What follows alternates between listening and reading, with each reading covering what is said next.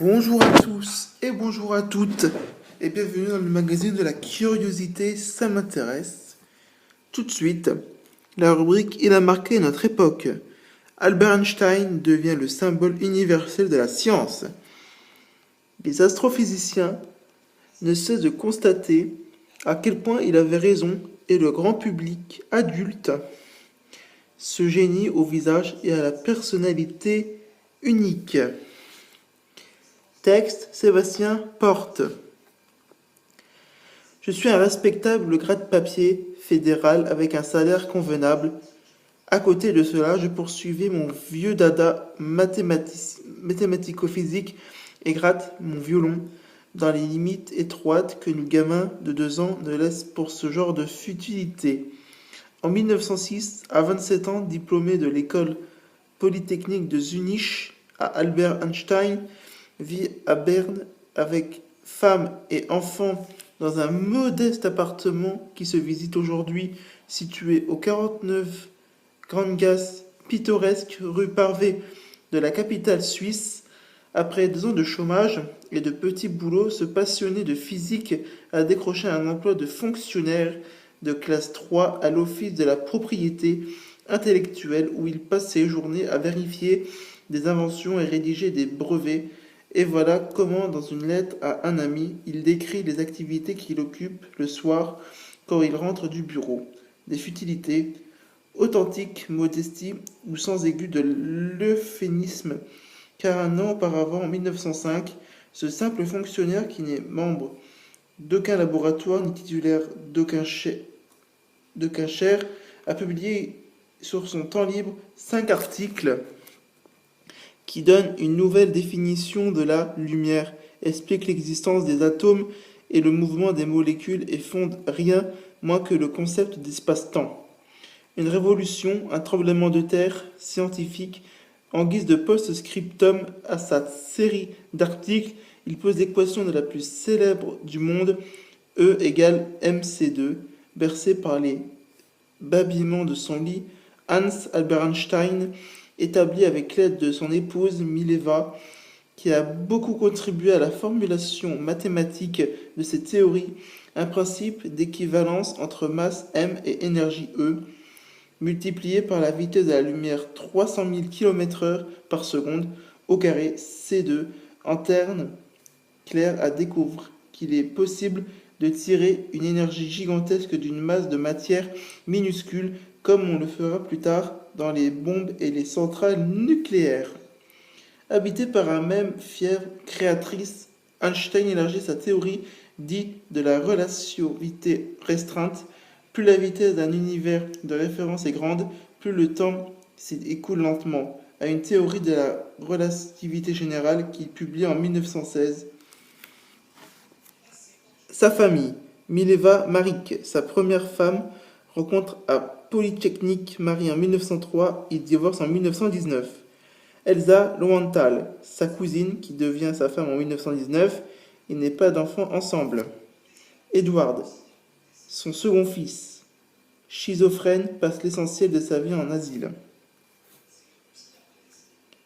Tyrannique avec Mileva Volage, avec Elsa Einstein, n'a pas non plus brillé par ses qualités de père et se désintéresse de son second fils interné et qui ne verra plus après son exil aux États-Unis en 1933.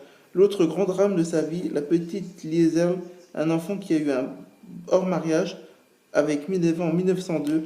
Les parents du physicien étaient opposés à son union avec cette jeune Serbe non juive. Celle-ci a accouché seule en Serbie. Einstein n'a jamais connu ni reconnu la fillette qui serait morte en bas âge. Son existence n'a été révélée qu'en 1985. Sa boussole. À 5 ans, le petit Albert reçoit de son père une boussole. Il est fasciné par la force invisible qui guide l'aiguille. Einstein racontera que ces objets lui a laissé une impression profonde qui l'a poursuivi à s'intéresser aux forces du cosmos. L'auteur de la théorie de la relativité est un personnage attachant et complexe, à la fois brillant et indiscipliné.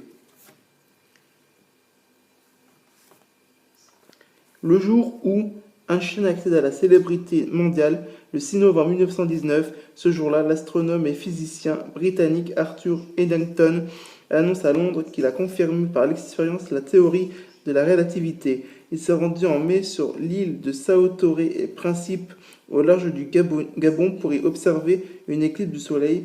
Rendue ainsi visible, la lumière d'une étoile est apparue légèrement déviée par la gravité exercée par l'astre solaire. L'actu.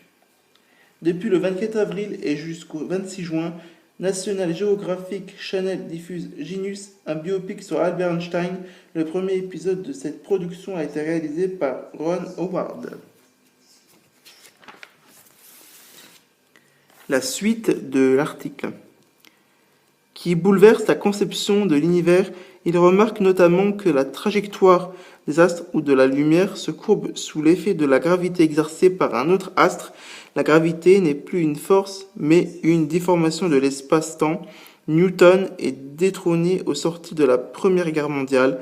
Une partie des thèses d'Einstein est prouvée par l'observation et il devient une icône pour le physicien Max Planck, qui a publié ses 5 articles et l'a fait embaucher contre-temps à l'université de Berlin.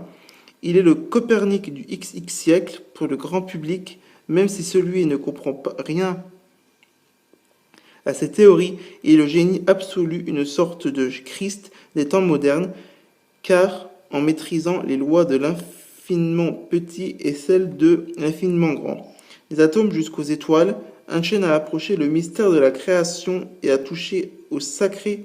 Vienne, Londres, Shanghai, New York, partout où il passe, il est accueilli en héros. À son arrivée à Prague en 1920, la gare est même le théâtre de scène du chaos et pour échapper à la foule, il doit dormir dans un laboratoire à Potsdam où érige une tour à son nom. De Chaplin à Churchill en passant par Freud, Kalka, Bergson, il dialogue avec les plus grands et joue même du violon avec la reine Élisabeth de Belgique. Les découvertes scientifiques expliquent, elles à elles, seule la notoriété d'Einstein, certainement car l'auteur de la théorie de la relativité est aussi un personnage attachant et complexe, un doux rêveur négligé et hirsute qui sait se montrer à la fois rationnel et amoureux des arts et des femmes, brilles et indiscipliné. Sérieux et rebelle, un peu comme tout lycéen rêve d'être.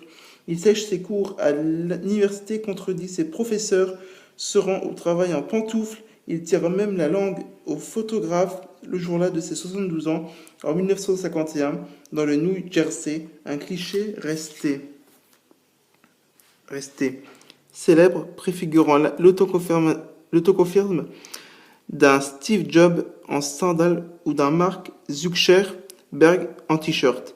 Il ne mettait jamais de chaussettes dans ses chaussures, sauf quand il était invité à la Maison Blanche, rappelle l'historienne Alexandra Vlachos, conservatrice de la collection Einstein au musée d'histoire de Berne. Il a révolutionné l'image de scientifique à une époque où tout commençait à devenir médiatique, estime l'historien des sciences Alexandre Moati, auteur du livre Einstein, un siècle contre lui, édition Odile Jacob. Il met la fin à cette lignée de savants qui, de Pascal à Poincaré, travaillent seuls dans leur tour d'ivoire, propulsés devant les projecteurs.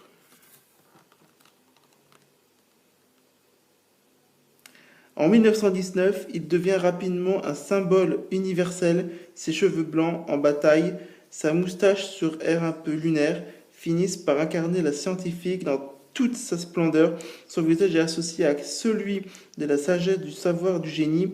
Son nom est aujourd'hui utilisé pour qualifier un cerveau brillant, un vrai Einstein, celui-là.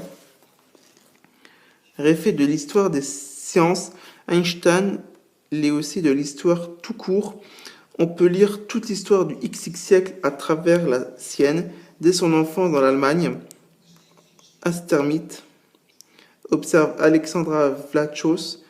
De ses années de lycée à Munich, il hérite d'un profond dégoût pour la discipline militaire et l'esprit va-t-en-guerre qui règne alors dans la société allemande, au point de rejeter sa nationalité dès l'âge de 16 ans et devenir apatride pour échapper au service militaire avant d'obtenir la citoyenneté et suisse en 1901.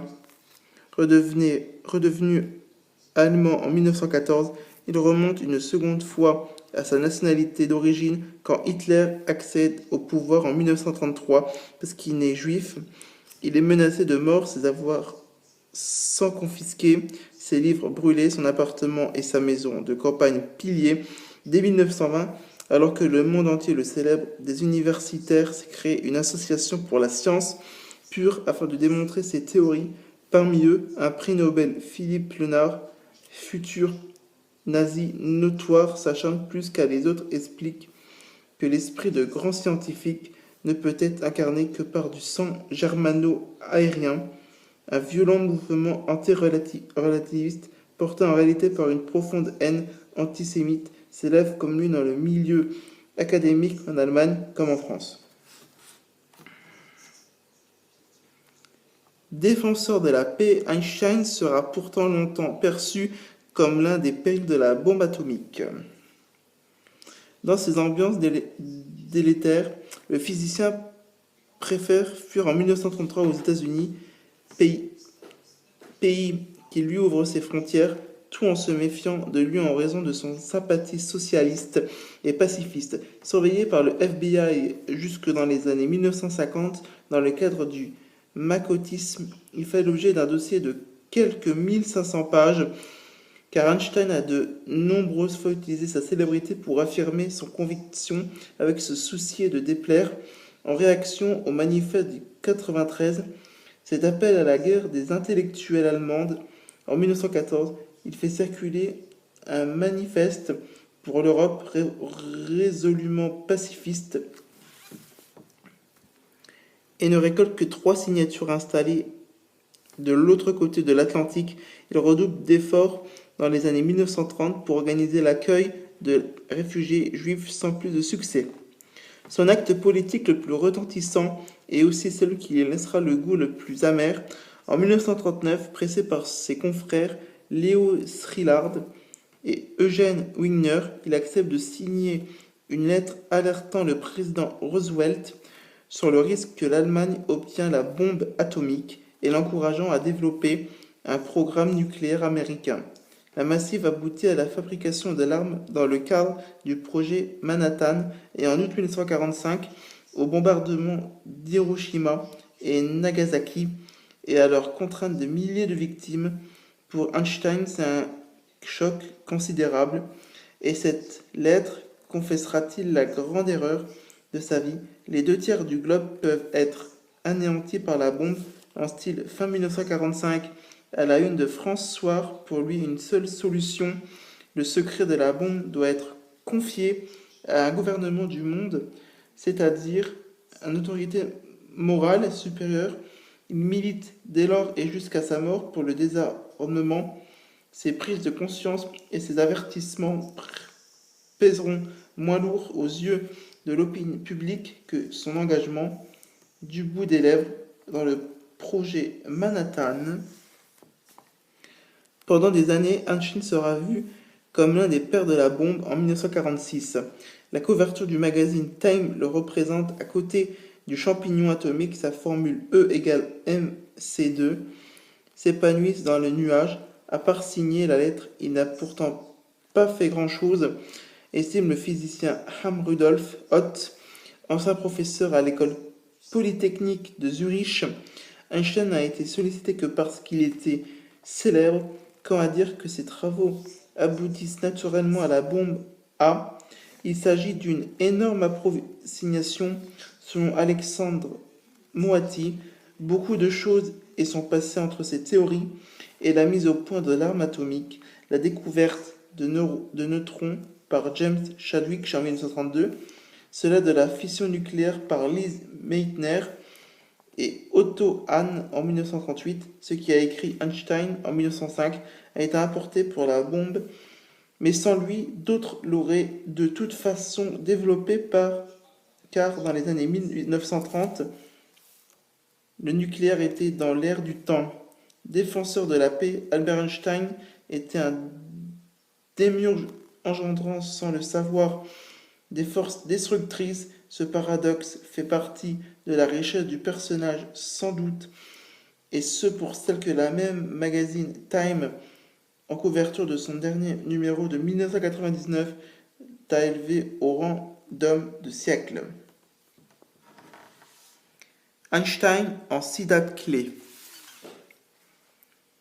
Naissance à Ulm, dans le Württemberg, empire allemand, au sein d'une famille bourgeoise juive non pratiquante. 1905. Énoncé de la théorie de la relativité restreinte qui bouleverse le concept de temps, le temps devient relatif. 1921.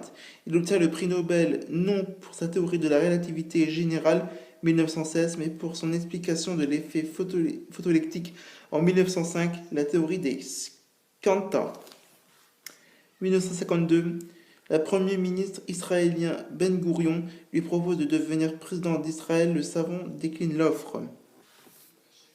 1955. Il meurt d'une rupture d'anévrisme à Princeton, États-Unis, où il avait émigré en 1993 pour faire la persécution nazie.